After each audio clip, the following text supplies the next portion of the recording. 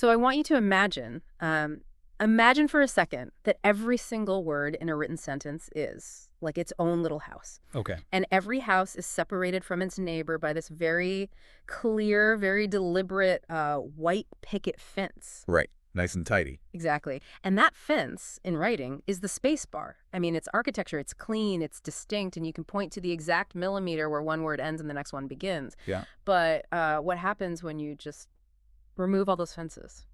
Welcome to the Deep Dive.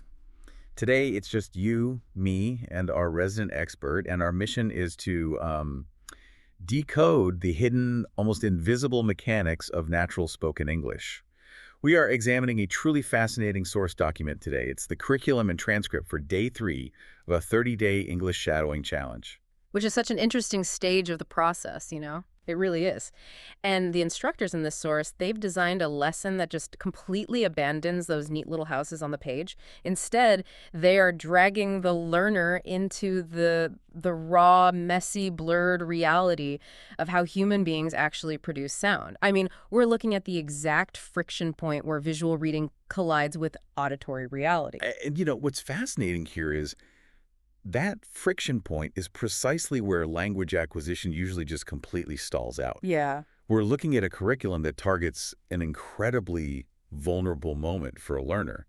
I mean, they've already gone through Day 1, which established the core physical concept of shadowing, right? Like literally mimicking a native speaker in real time. Right, getting the mouth moving. Exactly. And they've survived Day 2, which introduced the overarching musicality and the rhythm of the language. But now, on Day 3, this source material introduces a concept called linking words. And this is the moment where the training wheels just come off. Yeah, totally. It shifts the brain from processing language as a series of isolated data points to processing it as a continuous aerodynamic flow of sound. Which is like such a massive cognitive leap. I mean, if you think about your own experiences, or if you, the listener, have ever tried to pick up a second language, you probably started with a textbook. Oh, absolutely. You memorize the flashcards, you know the word for apple, you know the word for eat, but then you hear two native speakers talking on the subway, and it does not sound like a sequence of flashcards. Louderbaugh. It sounds like one long, unbroken song. Yeah. Learning from a book is like examining individual puzzle pieces, but hearing the spoken language is, it's like seeing the final picture glued together. The seams are entirely invisible. And those invisible seams are exactly what the instructors are trying to expose in this Day 3 curriculum. The source text defines linking words very simply for its learners, just connecting the end of one word with the beginning of the next word. But behind that really simple definition is a profound phonetic reality, which is there are no spaces in the air. When we speak, it is an absolute continuous sound stream. They illustrate this in the text with a really stark contrast. The instructor has the learner recite a simple 3-word command, pick it up. Yeah. And she literally instructs them to pause between each word, placing a hard stop after the K in pick and the T in it. And if you physically do that right now, like if you, the listener, literally just say, pick it up, you will feel how robotic and staccato it is. It actually requires a deliberate suppression of your vocal tract's natural instinct. It honestly feels like I'm like a malfunctioning AI from some 1980s sci-fi movie. Pick it up. But then the text contrasts that rigid delivery with the natural flow, which is pick it up, pick it up. It's wild how different the exact same letters sound just by removing those invisible pauses. And I really want to dig into the actual biology of this, because the source emphasizes that native speakers simply do not say every word as a completely separate sound. I mean, it isn't a stylistic choice, right? It's practically an anatomical mandate. It absolutely is an anatomical mandate. Mm-hmm. It's driven entirely by the principles of muscular efficiency and aerodynamics. I mean, your vocal tract, your lungs, your vocal cords, tongue, lips, hard palate. It is a incredibly complex physical apparatus. Huh. Every sound requires a specific configuration of those muscles. Okay, yeah. So let's look at the phonetics of their example. When you say the word pick, your mouth ends in a hard K sound, which is what we call a velar stop. The back of your tongue is raised. It's blocking the airflow at the back of your throat. You can feel it stopping. Exactly. But the very next word, it, starts with a vowel, which requires a completely open, unobstructed vocal tract. So to say them separately, you essentially have to hit the brakes, completely reset the machinery, and then hit the gas again. Precisely. To stop after pick, drop your tongue, take a micro breath, re-engage your vocal cords, and then say it. I mean, that requires a tremendous amount of muscular effort. Over the course of a daily conversation, speaking like that would be physically exhausting. You'd need a nap by noon. Literally. Yeah. So the human brain and mouth naturally perform what linguists call catenation. It's chaining sounds together to save aerodynamic energy. So the K at the end of pick naturally glides over to become the starting consonant of the next syllable. Phonetically, you aren't saying pick it, you're saying peek it. Pike it. Wow, so the consonant just like packs its bags and moves to the next word. That's exactly what it does. And then the T at the end of it slides right into the U of up, so you get peaky top. This reminds me of water flowing down a rocky mountain. Oh, I like that. Like, the water doesn't take sharp 90-degree turns, right? It naturally carves the path of least resistance over millions of years. Is the human mouth essentially just acting like water here, just cutting phonetic corners to conserve energy? That is a beautiful and actually a highly accurate analogy. The mouth is absolutely carving the path of least resistance. In linguistics, we also see this manifest through processes like assimilation, where a sound changes entirely to be more like its neighbor. Right. Or elision, where sounds are just dropped altogether to maintain the flow. So the text instruction to link words isn't about teaching learners a neat party trick. It is teaching them the fundamental physics of the language.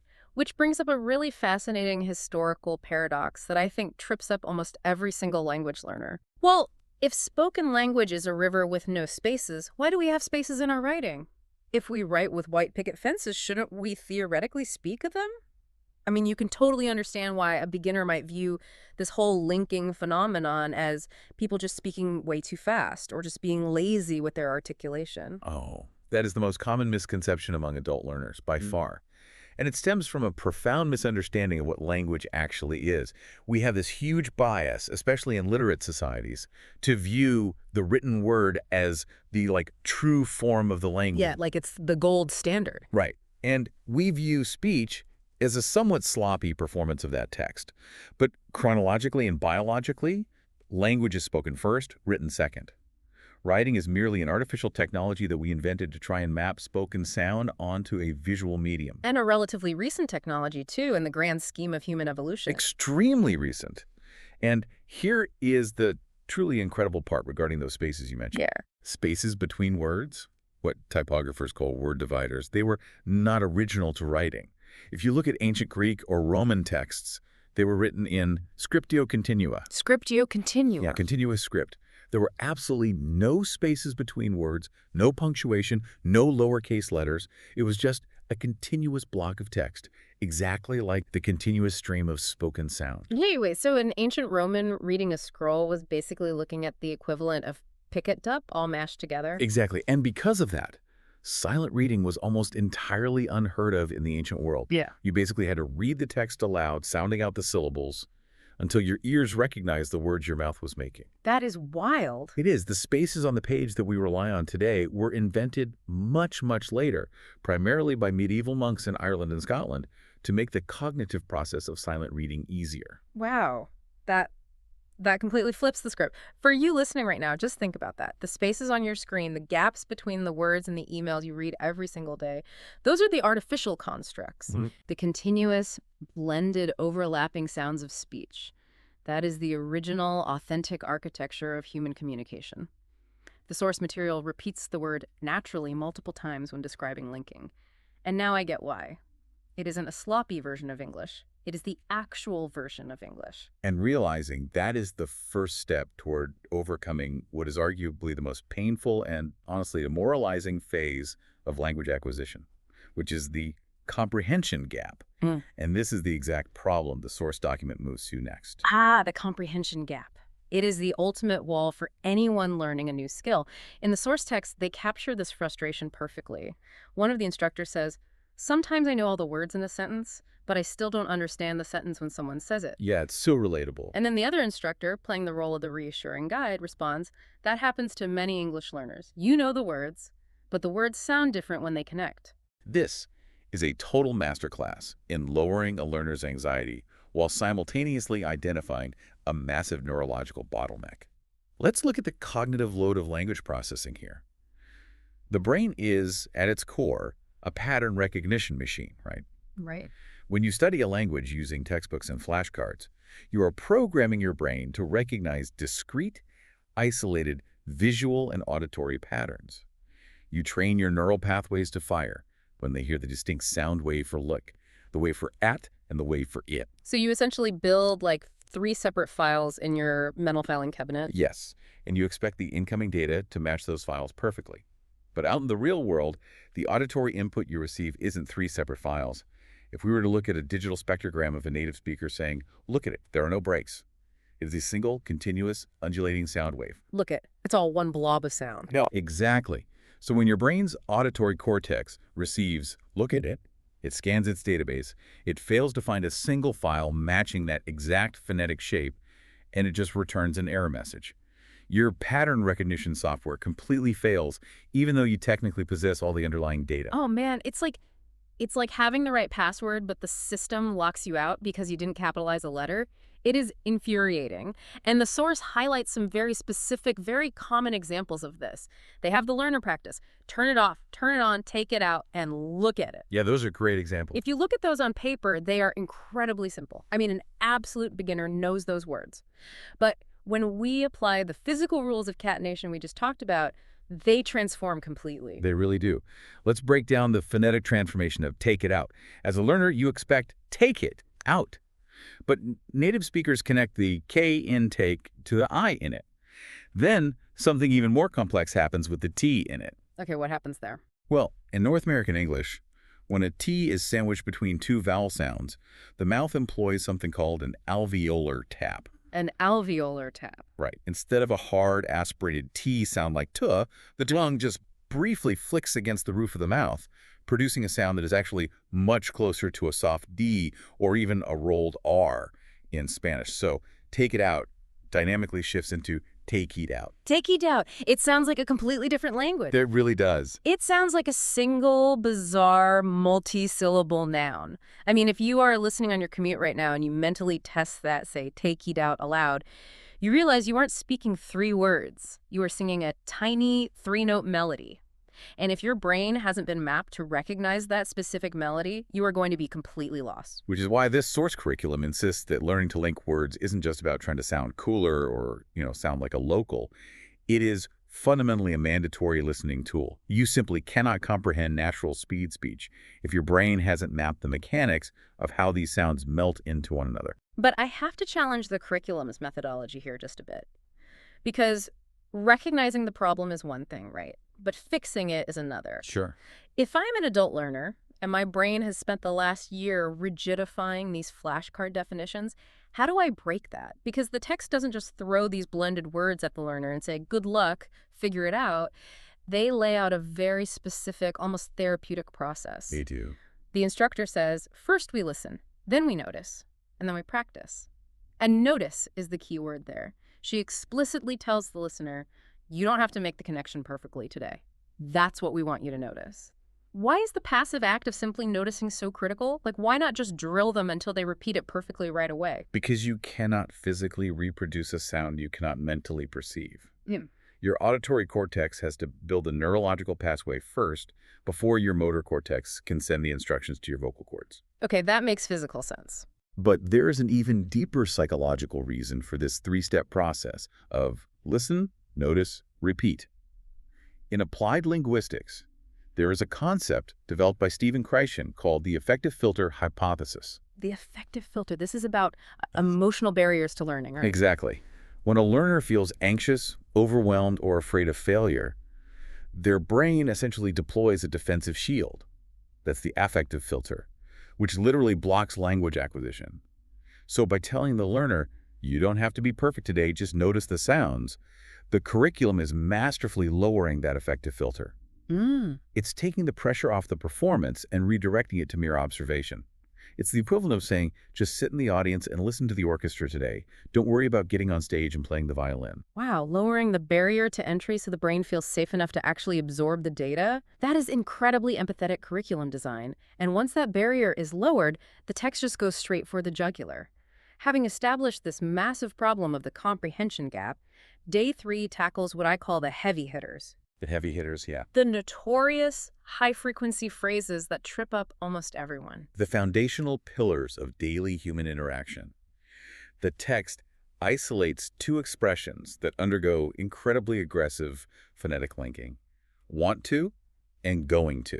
Let's look at the practice sets provided in the source. For want to, they have the learner shadow. I want to learn English. I want to go home. I want to drink some water. I want to practice English every day. And then for going to, it's I'm going to study. I'm going to practice English. I'm going to watch a movie. I'm going to make some coffee. If you look at this through the lens of data, it's brilliant. It's applied Zipf's law, is what it is. Zipf's law. Yeah. Zipf's law is a statistical rule stating that in any language, a tiny handful of words make up the vast majority of all spoken communication. The curriculum didn't choose arbitrary vocabulary for this linking exercise.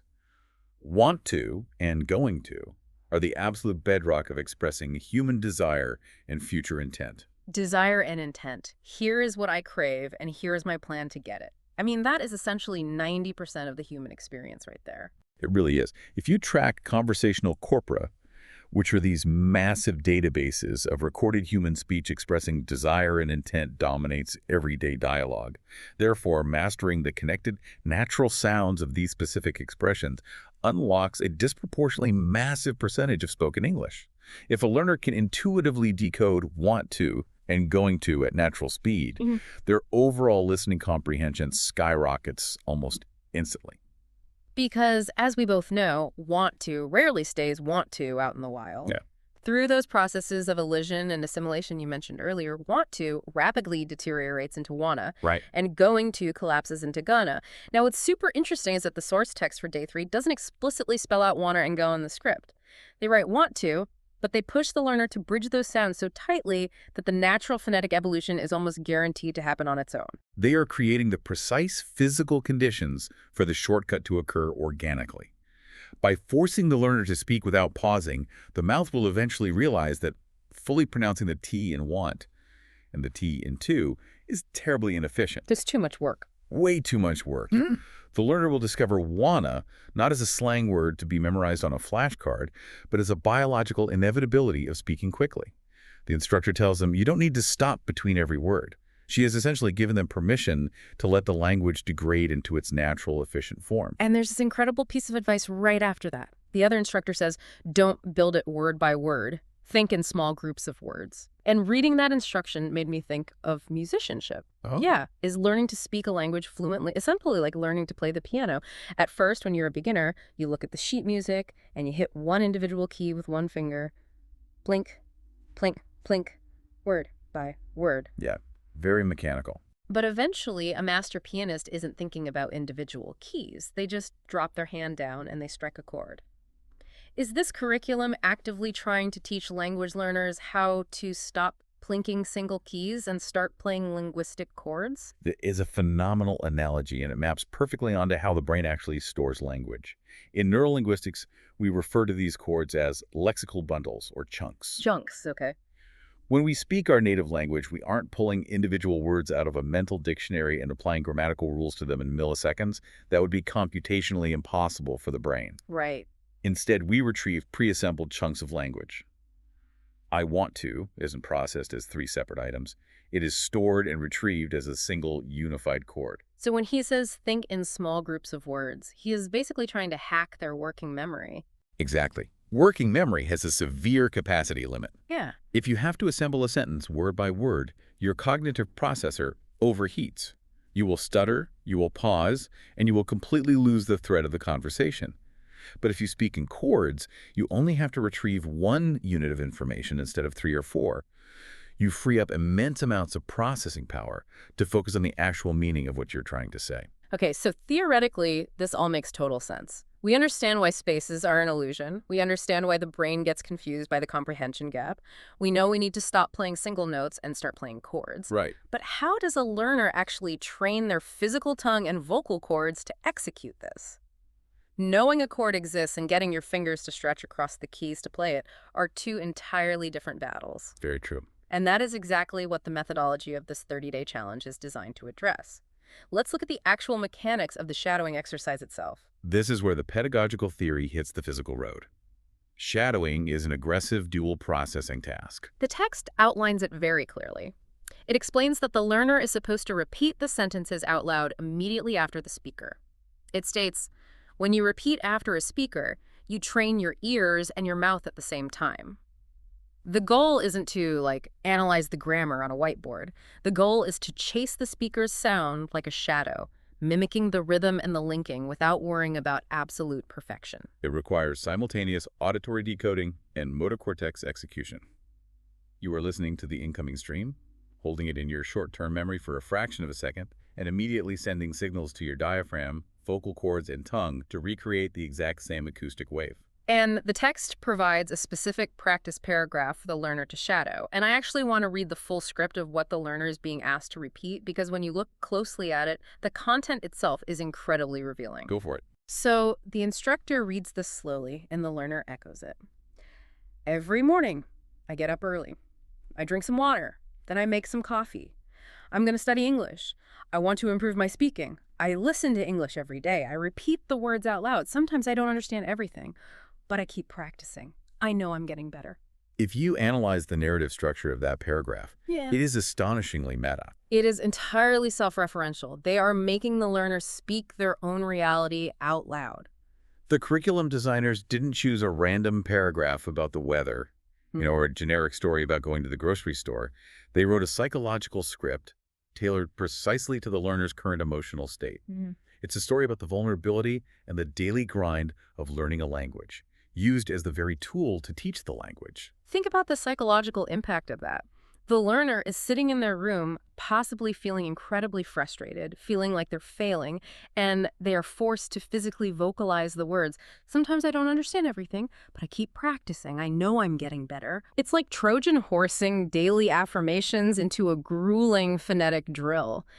They're building the learner's self-esteem while simultaneously rewiring their mouse. And they need that self-esteem because, neurologically speaking, shadowing is a highly stressful, exhausting exercise. You are intentionally bypassing the analytical part of your brain, which is often associated with Wernicke's area, which handles comprehension, and you're forcing the load onto Broca's area, which handles speech production. So you're shifting gears completely. Yes, you are shutting down the internal translator that desperately wants to convert English into your native language before you speak. And this is exactly where I have to step in and play devil's advocate. Because I think a lot of critical thinkers looking at this methodology might raise a red flag.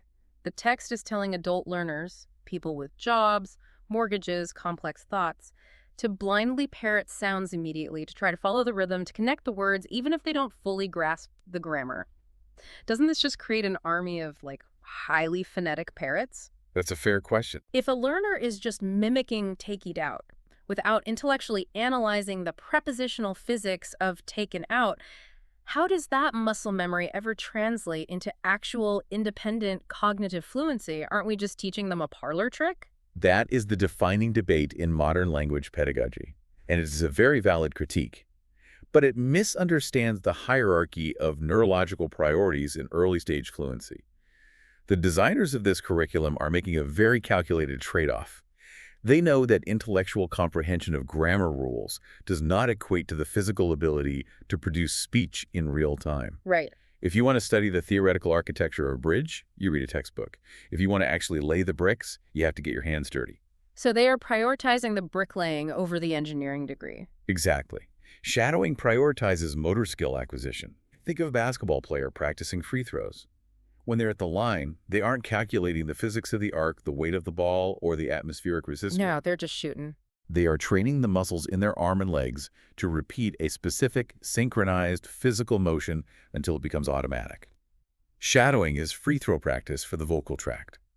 The instructor explicitly says, don't worry about being perfect. And there's a phrase used that really stuck with me. They say the goal is for your mouth to become more comfortable with English. Not your brain, your mouth. They are treating the mouth almost as a separate entity that needs to be tamed and conditioned. Because it does. Your native language has already hardwired your jaw, tongue, and lips to move in very specific patterns. English requires entirely different micro-movements. If you stumble during the shadowing practice, if your tongue trips over a linked phrase, the protocol isn't to stop the audio, rewind, and analyze the grammar rule. No. The protocol is to keep moving forward, keep chasing the shadow. The continuous flow of sound is deemed vastly more important than the precise, discrete articulation of a single word. Which reinforces the core theme of day 3. The language is a continuous river, not a bucket of isolated stones. And you can't learn to navigate a river if you keep hitting the pause button every time you hit a rapid. Exactly. But this brings up the most critical failure point in this entire process.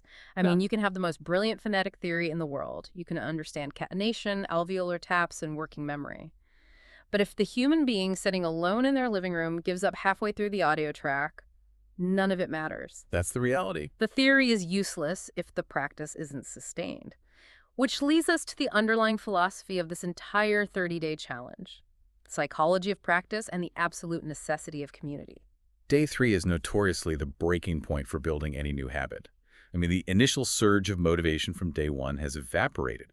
The novelty is worn off, the cognitive load is increasing rapidly, and the grim reality of just how much work lies ahead begins to set in. And the architects of this curriculum clearly know that. The source material is completely drenched in psychological reassurance. It is actually quite moving to read the transcript. The instructors repeatedly interrupt the technical instruction to tell the listener, mistakes are okay, you don't need to sound perfect, and if you made a mistake, that's completely okay, don't stop. Yeah. They conclude the lesson with a highly specific, low-barrier mission. Listen to the track again, choose just 5 phrases, and shadow them 3 times. They're emphatically prioritizing consistency over speed or volume. What they have constructed here is a pedagogy of imperfection. The text frames language learning not as acquiring a vast, perfect database of vocabulary, but as building a new speaking habit. The instructor uses that exact phrasing. A new speaking habit. Why is the distinction between a database and a habit so vital for a learner to understand? Like, what's the difference? Because a database is expected to be perfectly accurate. When you query a database, you expect the right answer every single time. But a habit is behavioral, and human behavior is inherently messy, inconsistent, and fraught with error. Yeah, that's true. By explicitly removing the expectation of perfection, by telling the learner to take it one day at a time, one phrase at a time, one shadow at a time, the curriculum actively prevents the psychological freeze that stops so many adult learners dead in their tracks. The psychological freeze. I think every adult listening right now knows exactly what that feels like. We all do. It's driven entirely by the ego. Children are famous for acquiring languages rapidly, and while neuroplasticity obviously plays a role, a massive factor is that a 4-year-old child has zero ego regarding their eloquence. Right, they don't care. They don't mind sounding foolish. They make bizarre noises, they mess up syntax, and they just keep babbling because their identity isn't tied to sounding smart. But as adults, our entire identity and social standing are built on our ability to communicate complex thoughts articulately. So when an adult tries to speak a new language and they are forced to sound like a toddler stumbling over takey doubt, it is a direct assault on their self-esteem. Precisely. It is humiliating. Adults want to be perfect before they even open their mouths. They want to construct the perfect sentence in their head, ensure every grammatical rule is applied, and only then will they speak. But as we established, real-time speech doesn't allow for that delay. The fear of making the wrong sound creates a total psychological freeze. So the true barrier to fluency isn't actually the mechanical difficulty of linking consonants to vowels. The real towering barrier is vulnerability. It is the terrifying act of letting go of control and allowing yourself to be bad at something. And that profound vulnerability is exactly why the instructors lean so heavily into the community aspect of this challenge. At the very beginning of the source material, before the lesson even starts, they issue a call to action. They prompt the users to leave a comment, and they provide examples. I'm from Brazil, I'm from Mexico, I'm from Japan. They are actively, deliberately highlighting the global scale of the challenge. So they aren't just farming for algorithm engagement, they are building a digital safety net. It serves a vital psychological function. If you are struggling alone in your room, failing to link your words, the ego tells you that you're uniquely untalented. You're the only one failing. But knowing that there's a learner in a cafe in Sao Paulo and another on a train in Tokyo and another in an apartment in Mexico City, all downloading the exact same day 3 audio track, all stumbling through, turn it off and pick it up at the exact same moment, it completely normalizes the struggle. It transforms language learning from an isolated, embarrassing personal failure into a shared, universal human endeavor. You aren't failing. You are simply on day 3, standing shoulder to shoulder with thousands of other people who are equally terrified and equally determined to build this new neurological pathway. That shared context provides the exact emotional resilience required to keep shadowing, even when it feels completely ridiculous. It replaces the anxiety of isolation with the momentum of a global cohort. It is genuinely remarkable how much depth exists beneath a simple instruction like connect your words. We have unpacked an incredible amount of territory today, traversing history, biology, and psychology, just to understand how humans say, look at it. It's a lot, for sure. Let's just take a moment to recap the sweeping journey of this deep dive. We started by shattering the illusion of separate words, discovering that the white picket fences of written spaces are just an artificial technology invented by monks, and that the human mouth naturally bridges gaps through catenation and assimilation to conserve energy. Right. We then explored the resulting comprehension gap, realizing that understanding natural English requires retraining the brain's pattern recognition software to expect fluid, undulating sound waves rather than discrete textbook files. Then we analyzed the heavy hitters, the high-frequency expressions of desire and intent like want to and going to, and saw how learning to play linguistic chords bypasses the limits of our working memory, allowing for genuine conversational flow. We broke down the grueling dual processing mechanics of shadowing, validating the choice to prioritize muscle memory and motor skill acquisition in Broca's area over absolute intellectual comprehension in Wernicke's area. And finally, we uncovered the pedagogy of imperfection, the vital need to bypass the adult ego, embrace the vulnerability of sounding foolish, and rely on a global community to sustain the daily habit of practice. It is a profound shift in perspective. The curriculum isn't just teaching learners how to analyze linguistic pieces, it is demanding that they step into the rushing river and participate in the flow. And I think that leaves us with a truly compelling final thought to chew on. It really does. The source text teaches us a profound truth about communication, which is words actually lose their sharp, rigid, perfectly defined edges when they come together to create genuine meaning and flow. And I think that raises a vital question for you, the listener, regardless of whether you're learning a language or not.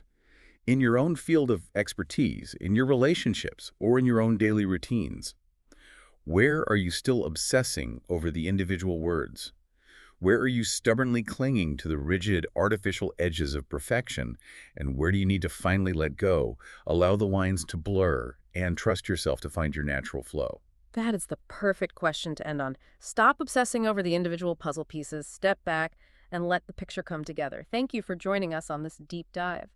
Whether you are out there shadowing English phrases, mastering a new skill, or just trying to navigate the messy flow of a Tuesday, keep listening, keep practicing, and whatever you do, don't be afraid to make a few mistakes out loud. We'll catch you next time.